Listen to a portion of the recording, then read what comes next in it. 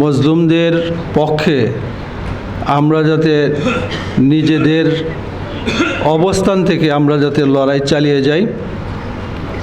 দেখেন, আমাদের দেশের অবস্থা হলো এই, ছোট্ট একটা ঘটনা বলি। মুফতি আমির হিসাবে ঘটনা বলতেন মাঝে মধ্যে, যে এক দেশে উস্তাদ শাগরেদ দুইজন গেছে, গিয়া দেখলো যে দেশের দ্রব্যমূল্যের মধ্যে ঘি আর সরষের তেল দুইটার দাম সমান, সেম। তখন শাগরেদ মনে করলো যে এই এলাকায় থাকলে, এখানে থাকলে ঘি খায়া আমি সস্তায় ঘি খাইতে পারবো। কিন্তু উস্তাদ বলল যে বাবা, এখানে থাকা যায় না, এখানে তো বিচার নাই, কারণ ঘি আর তেলের দাম এক, সুতরাং তুমি এখানে থাকলে আমি থাকবো না। কয়েছে উস্তাদ দোয়া করেন, আমি আছি এখানে।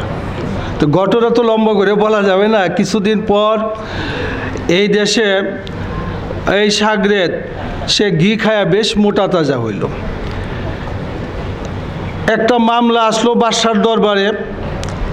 বাদশার দরবারে যার বিরুদ্ধে মামলা আসলো, সাক্ষ্য প্রমাণে সে দোষী সাব্যস্ত হইল এবং তাকে ফাঁসির রায় হইল।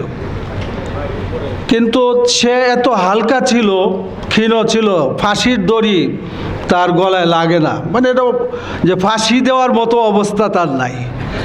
তখন বাদশা কইলে, তো এক কাজ করো, একে যখন ফাঁসি দেওয়া যাচ্ছে না, একটা লোক এই গলার দড়ির সাথে যে সেট হয় এমন একটা লোক ধরে আনো।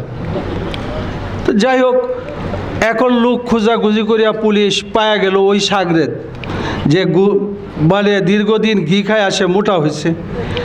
এখন তাকে আইনা ফাঁসিতে চড়ানো হইল।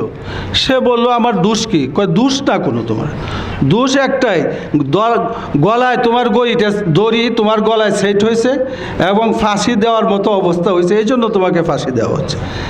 এই জন্য অবস্থা হইলে যে আমাদের দেশে আমরাও দীর্ঘদিন কারাগারে ছিলাম, অনেককে পেয়েছি যারা কারাগারে বিনা অপরাধে, তাদেরকে সন্দেহবশত ধরে কোনো একটা জঙ্গি কেসে দিয়ে দিছে 10 বছর 15 বছর, এরকম অনেকেই 15-20 বছর পরে অনেকের মুক্তি হয়েছে, কিন্তু এখন অনেকের মুক্তি হয়নি।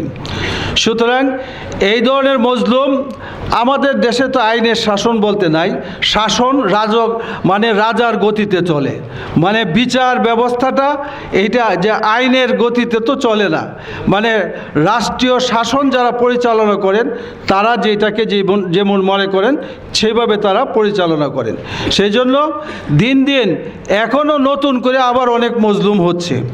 আর অতীতেও যারা কারাগারে এইভাবে মজলুম অবস্থায় আছে তাদের পাশে দাঁড়াইবার জন্য এই সংগঠনটা আমরা মনে করি যে মজলুমদের একটা প্ল্যাটফর্ম, মজলুমদের মুক্তির জন্য এই প্ল্যাটফর্ম থেকে চেষ্টা করা হবে এবং তাদের জন্য যার যে অবস্থান থেকে আমরা চেষ্টা করব এবং সেই চেষ্টা যেন আমরা নিজেদের অবস্থান থেকে অব্যাহত রাখি, সেই আহ্বান জানিয়ে আমার বক্তব্য শেষ করছি। ওয়া আখিরু দাওয়ানা আলহামদুলিল্লাহি রাব্বিল আলামিন।